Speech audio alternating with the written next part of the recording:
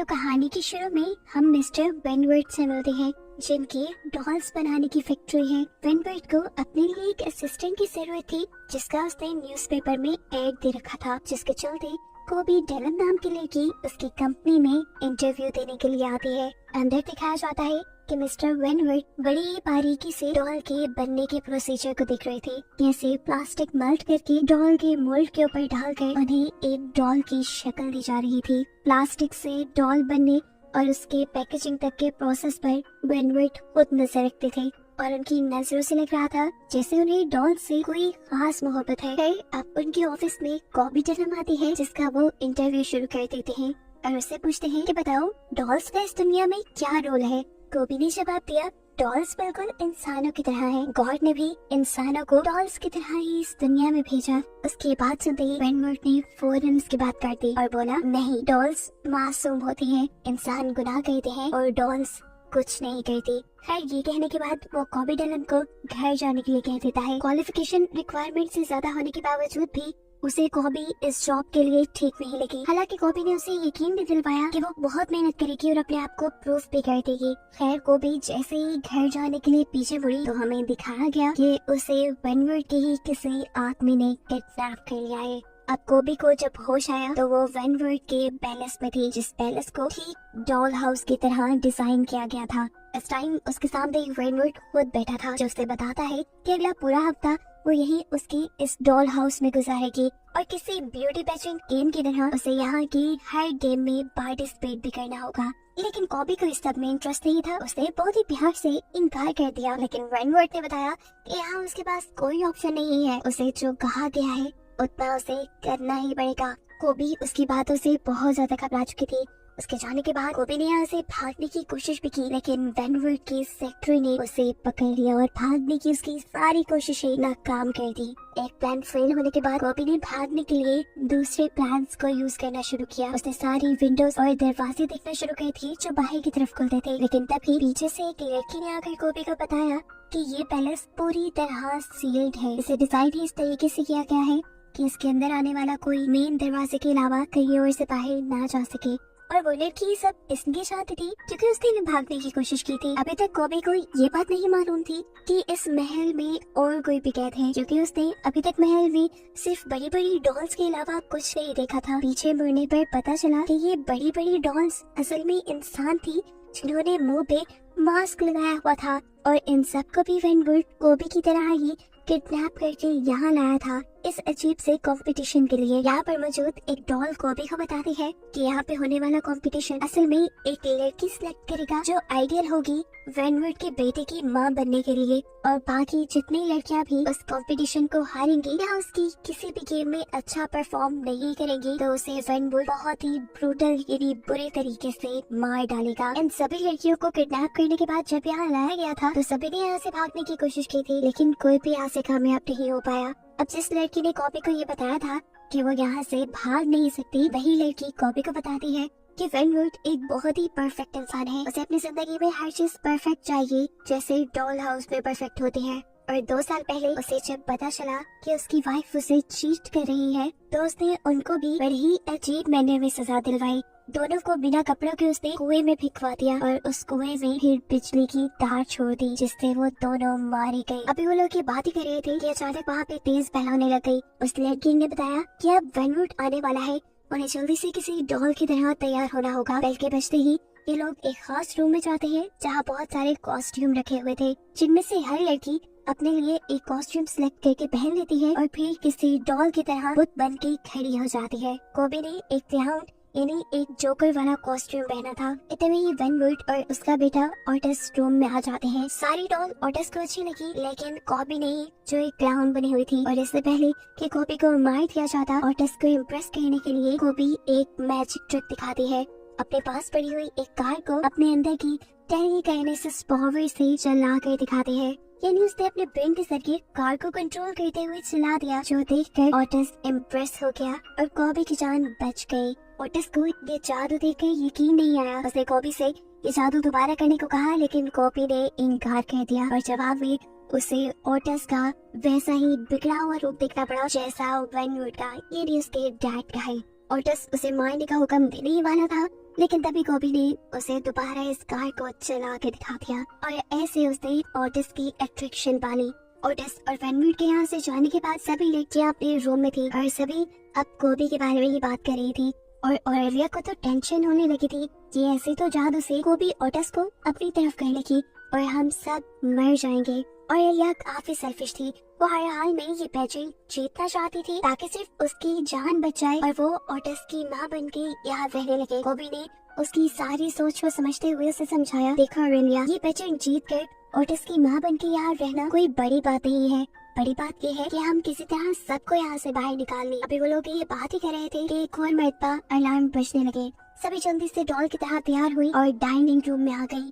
वेनवर्ट ने सभी को टास्क दिया टेबल सेट करने का। इन सबके पास सिर्फ 1 मिनट था। जो सबसे बुरा टेबल सेट करती वो मारी जाती। कुछ तो ये काम काफी अच्छे से कर सकती थी, लेकिन कुछ लड़कियाँ बहुत ही ज्यादा कंफ्यूज और पैनिक हो गई। ऐसे में सिर्फ ऑरेलिया ही काफी कॉन्फिडेंट नजर आ रही थी अपना टेबल सेट करने में। कोबी को भी टेबल सेट करना नहीं आता था, इसलिए उसने ऑरेलिया को कॉपी करना शुरू कर दिया। लेकिन लास्ट ही मिनट ऑरेलिया ने एक चेंज कर दिया। उसने फॉक के साथ एक स्पून रखा और ये चीज कोबी ने भी नोटिस कर ली। इससे पहले कि वो चेंज करती 1 मिनट का टाइमर खत्म हो गया और हड़बड़ी में उससे एक ग्लास भी टूट गया, जिसकी वजह से उसे वेनवर्ट से अच्छी खासी डांट पड़ गई। इस कंपटीशन की विनर तो ऑरेलिया ही थी, लेकिन जिसने सबसे बुरा टेबल सेट किया था, जहाँ वेनवर्ट उसे बेहोश करके अपने कुएं में फेंकवा देता है, बिल्कुल उसे वैसे ही मौत देने के लिए जैसे उसने अपनी वाइफ को मारा था। फिर अगले दिन दिखाया जाता है कि दोबारा ओटिस इस डॉल हाउस के अंदर है। यहाँ पर उससे मिलती है कोबी, जो उसे यहाँ पर अपनी टेलीकाइनेसिस पावर के बारे में बताती है, जिस पर वो दिमाग से चीजों को कंट्रोल कर सकती थी। वो यहाँ पे ओटिस का माइंड चेंज करने की कोशिश करती है और उससे वादा करती है कि अगर ओटिस ने कोबी को जितवाया तो वो कोबी के लिए सबसे अच्छी मोम साबित होगी और कोबी उसकी मोम सिर्फ तभी बनेगी जब ओटिस अपने डैड को कन्विंस करेगा कि वो इन सारी किलिंग्स को रोक दे, यानी पेजेंट पे हारने वाली लड़कियों को मारने के बजाय वो ऐसे ही छोड़ दे। अब दूर खड़ी ऑरेलिया जो इन पे नजर किए हुए थी, उन्हें इन दोनों की बातें तो नहीं सुनाई थी, लेकिन हाँ उसे ये जरूर लगा कि कोबी ओटिस को अपनी तरफ करने की कोशिश कर रही है और ऐसे उसकी जीतने के चांसेस खत्म हो रहे हैं। जहाँ रात में दिखाया जाता है कि ओटिस कोबी के कहने पर वेनवर्ट से बात करने के लिए आया कि वो सभी लोगों को छोड़ दे और उसे कोबी अपनी मोम के तौर पे पसंद आ गई है। लेकिन इससे पहले कि वो ये सारी बात वेनवर्ट को बता पाता, उसे नोटिस किया कि वेनवर्ट अपने बिजनेस की वजह से बहुत परेशान है। वो और परेशान न हो जाए इसलिए ओटिस ने उसे कोई बात नहीं की। अगली सुबह एक और बेल बजती है, यानी इनका एक और कंपटीशन शुरू हो जाता है, जिसमें सभी लड़कियों को शर्ट्स दी गई थी और उन पर स्टार्च स्प्रे करके उन्हें प्रेस करना था। सभी अपने काम में लग जाती है और इनका फिर टाइम खत्म हो जाता है। इस मरतबा भी ऑरेलिया ने सबसे परफेक्ट शर्ट प्रेस की थी। एक दूसरी लड़की ने तो स्टार्च की जगह एक दूसरा स्प्रे यूज कर लिया था और कोबी ने अपनी शर्ट जला दी थी। अपनी गलती की वजह से कोबी को मारा भी जा सकता था, लेकिन यहाँ वेनवर्ट उसे मारने के बजाय उसका बस हाथ ही जलाता है, जिससे ऑरेलिया और ऑडियंस ये अंदाजा लगा पाती है कि कहीं न कहीं वेनवर्ट के भी दिल में कोबी के लिए जगह बनने लगी थी। अब वो जब चौथी लड़की के पास जाता है जिसकी शर्ट कोबी से बेहतर थी, उसको वो जानबूझकर 4 नंबर देता है और उसकी इस गलती के बदले कई मरतबा उसके पेट में एक नोकदार चीज स्टैब करते हुए उसे मार देता है।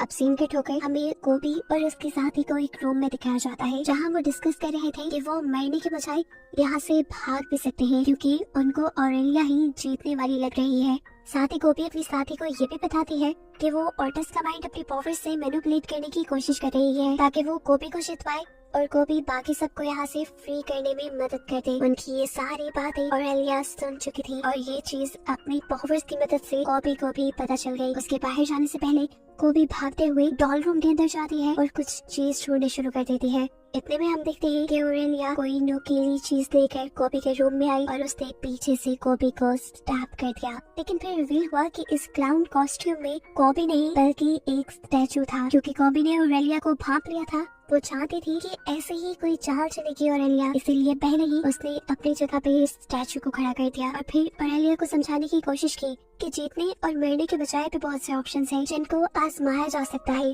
कोबी से बताती है, मेरे पास ये प्लान है कि हम अपनी जगह पर बिल्कुल ऐसे ही डॉल्स के पुतलों को खड़ा कर देंगे। जब वेनवर्ट उनके सामने आएगा तो वो डॉल्स से ही बातें करता रहेगा, उसे ये पता ही नहीं चलेगा कि हम उसके सामने नहीं है और इसी चीज का फायदा उठाते हुए हम मेन डोर से भाग जाएंगे। अब सीन कट होता है और हमें दिखाया जाता है कि ओटिस अपने घर में जाता है। उसने अपने डैड और उसके मैनेजर को बातें करते हुए सुना कि वो बाकी लड़कियों का आखिरी टेस्ट यानी वफा का टेस्ट करेंगे और जिसने बेवफाई की वो मारा जाएगा। अब वेनवर्ट इस डॉल हाउस के अंदर आ जाता है और इनके नए कंपटीशन के लिए बेल बजा देता है। ये वो टाइम था जब कोबी को अपने प्लान को एग्जीक्यूट करना था। ये लोग वेनवर्ट को धोखा देने के लिए उसकी बताई जगह पर स्टैचू खड़े कर देते हैं, जिसके बाद कोबी अपनी टेलीकाइनेसिस पावर की मदद से डोर का लॉक ओपन करती है और ये तीनों उनको झांसा देते हुए यहाँ से निकल जाते हैं। कोबी को यहाँ से जाना अच्छा नहीं लग रहा था क्योंकि उसने ओटिस से अच्छी मॉम बनने का वादा किया था। वो ऑरेलिया और अपनी साथी को कहती है क्यों ना हम ओटिस को भी अपने साथ ले चलें। तो तब ऑरेलिया जवाब देती है तुम्हें ये मुबारक हो तुम्हारा अच्छा मॉम बनना, मैं तो जा रही हूँ। ये वही ऑरेलिया थी जो पूरे एपिसोड में अच्छी मॉम बनने की कोशिश कर रही थी और अब मौका मिलते ही वो यहाँ से ऐसी भागी कि कभी लौट के नहीं आएगी। उसके पीछे जो दूसरी साथी थी उसके भागने में स्पीड कम थी और ऑरेलिया को लगा कि उसकी वजह से वो पकड़ी जाएगी, इसलिए ऑरेलिया ने अपना भागने का रास्ता बदल लिया। लेकिन इससे ज्यादा कुछ हुआ नहीं क्योंकि उसके रास्ता बदलने से पहले ही वेनवर्ट का सेक्रेटरी उसे देख चुका था और वो उसे शूट करके मार देता है। उसके साथ साथ उनकी दूसरी साथी को भी, और बच जाती है वो सिर्फ कॉपी जो वापस ओटिस से अपना वादा पूरा करने के लिए गई थी। उसकी वफादारी को देखते हुए अब वेनवर्ट ने फैसला किया था कि वो कॉबी को ही अपनी बेटी की मॉम के तौर पे एक्सेप्ट करेगा। अब सवाल ये है कि उसे ऑरेलिया और दूसरी लड़की के भागने के बारे में पता कैसे चला। असल में उसने इन बड़ी बड़ी डॉल्स के अंदर माइक्स लगाए हुए थे, जिसकी वजह से वेनवर्ट पहले ही इनके प्लान के बारे में जान गया था और इसीलिए तो वो इनका फेथ टेस्ट ले रहा था, जिसमें कोबी पास हो गई क्योंकि वो वापस ओटिस से अपना वादा पूरा करने के लिए आई थी।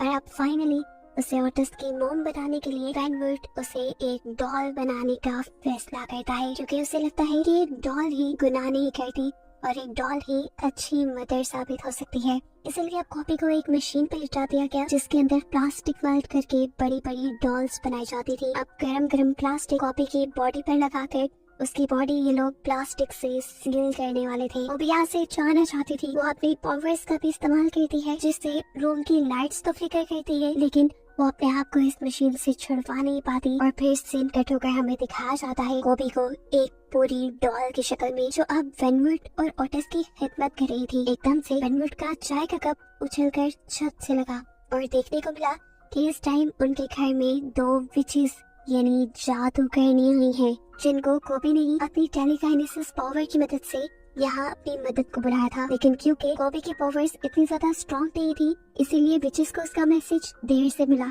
एक विच अब अपने मैजिक से कोबी के ऊपर से उसका प्लास्टिक रैप तोड़ देती है और उसे वापस एक इंसान बनाती है। ये लोग कोबी को यहाँ से अब बचाने आए थे। एक विच कोबी को अपने साथ चलने को कहते हैं, लेकिन जाने से पहले कोबी ने ओटिस को भी अपने साथ चलने को कहा क्योंकि उसने ओटिस से अच्छी मॉम बनने का प्रॉमिस जो किया था। इस टाइम पर वेनवर्ट कुछ बोल नहीं सका क्योंकि विचेस ने अपनी पावर से उन्हें फ्रीज किया हुआ था। जाने से पहले एक विच उसे और उसके सेक्रेटरी को साथ ही साथ उसके डॉल हाउस को भी जला देती है। और फिर स्टोरी के लास्ट में हमें ओटिस और कोबी को एक साथ एक नए मेंशन में जाते हुए दिखाया जाता है, जहाँ कोबी ने ओटिस से कहा कि तुम अपने पहले नाम को भूल जाओ, आज से तुम्हारा नाम चार्ल्स है और मैं तुम्हारी मॉम। ओटिस उसकी बात सुनते हुए हाँ में सर हिलाता है और बस यही दिखाते हुए ये कहानी यहाँ खत्म हो जाती है।